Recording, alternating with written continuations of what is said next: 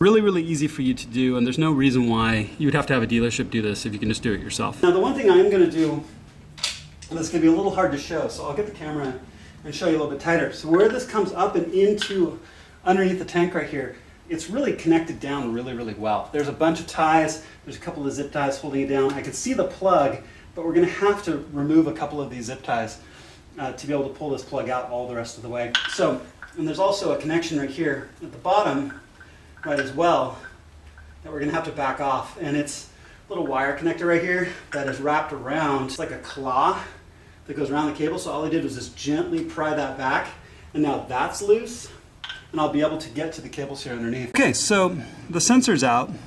So I pulled the 25 Torx bolt here. You can see that sensor is here.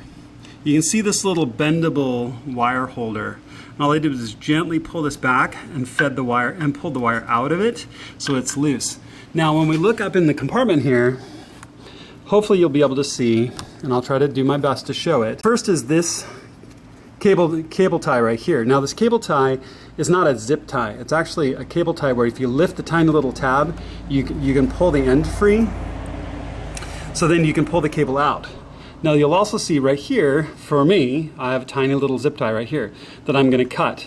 And then you can see this is the cable that we're trying to get to right here. And we'll just walk this plug off. We'll stick it in the cable tie that's down here.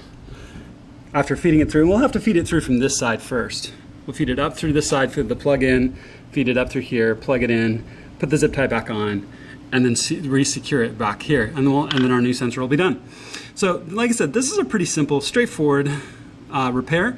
Really, really easy for you to do, and there's no reason why you would have to have a dealership do this if you can just do it yourself.